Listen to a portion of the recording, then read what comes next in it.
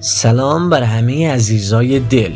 امروز قراره یکی از عجیب ترین و الهام بخشترین داستانهای تاریخ رو بررسی کنیم.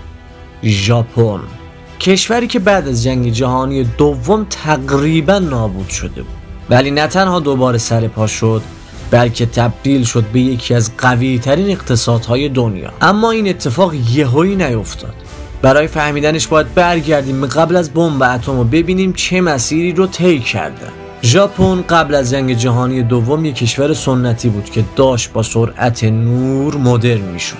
از اواسط قرن 19 این کشور که قبلا یه جامعه بسته و عقب مونده بود تصمیم گرفت خودش رو به سطح قدرت‌های جهانی برسونه. دوران اصلاحات میجی در سال 1868 شروعی برای این تحول بود. اون موقع ژاپنی‌ها دیدن که کشورهای غربی با سرعت دارن پیشرفت میکنن و اگه خودشون رو تغییر ندن از قافله عقب میمونن. نتیجه چی شد؟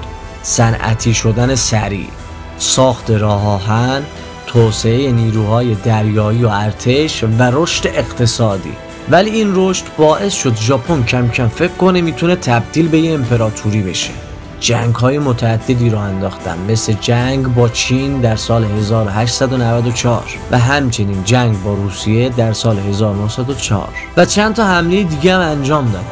یکیش حمله به منچوری و چین بود. ژاپن می‌خواست یه امپراتوری بزرگ تو آسیا درست کنه و نهایتاً در سال 1941 حمله به پرل هاربر رو انجام دادن که آمریکا رو وارد جنگ کرد. ژاپنی‌ها فکر می‌کردن شکست ناپذیرن، ولی جنگ جهانی دوم خلاف اینو ثابت کرد. سال 1945 ژاپن تقریبا نابود شده بود. آمریکا شهراشو بمبارون می‌کرد، ولی چیزی که همه چیز رو تغییر داد بمب اتمی بود. 6 آگوست 1945 هیروشیما. یه صبح عادی بود، مردم داشتن کارهای روزمره‌شون رو انجام میدادن. اما ساعت 8 صبح یه هواپیمای آمریکایی به نام انولاگای یه بمب اتمی به اسم پسر کوچیک روی هیروشیما انداخت. نتیجه ترکیدن این پسر کوچیک یک انفجار مهیب که تقریبا کل شهر رو با خاک یکسان کرد. 80,000 نفر در لحظه کشته شدند. هزاران نفر دیگه بر اثر تشعشعات هسته‌ای در روزها و ماه‌های بعدی جان باختند. همچنین در 9 آگوست 1945 در شهر ناکاساکی 3 روز بعد ژاپن هنوز تسلیم نشده بود. پس آمریکا یه بمب دوم به نام مرد چاق یا همون فتمن رو روی ناکاساکی انداخت. نتیجه بیش از 40,000 کشته در چند ثانیه. آسیب‌های وحشتناک به مردم و نسل‌های بعدی به خاطر تشعشعات. بعد از این فاجعه امپراتور هیروهیتو برای اولین بار از رادیو اومد و تسلیم ژاپن رو اعلام کرد. یه امپراتوری که زمانی شکست ناپذیر به نظر می رسید حالا توی خاکستر بود. ژاپن بعد از جنگ دیگه چیزی برای دست دادن نداشت. شهرها نابود شده بودن، صنایع از بین رفته بودن، میلیون‌ها نفر گرسنه و بی خانمان بودن. اما ژاپن‌ها یه تصمیمی گرفتن. به جای غرق شدن توی گذشته یه آینده جدید بسازن.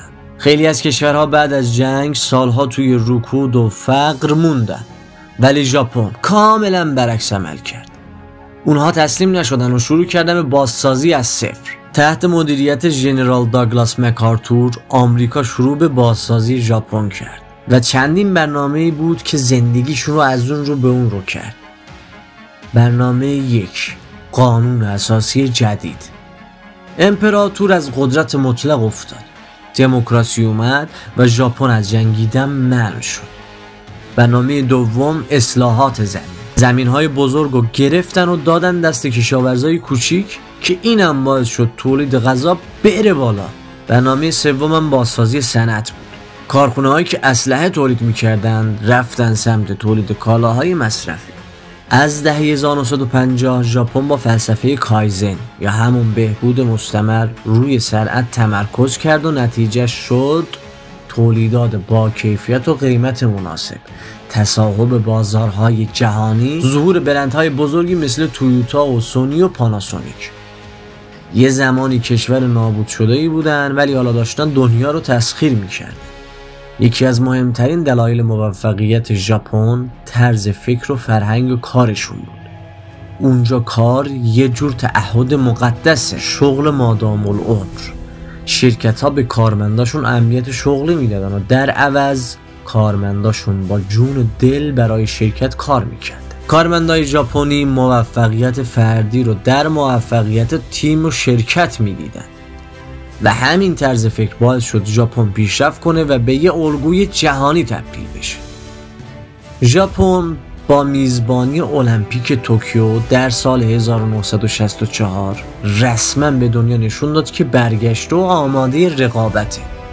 تا دهه 1980 ژاپن دومین اقتصاد بزرگ دنیا شد و به الگویی برای کشورهای در حال توسعه تبدیل شد. حالا از ژاپن چی یاد میگیریم؟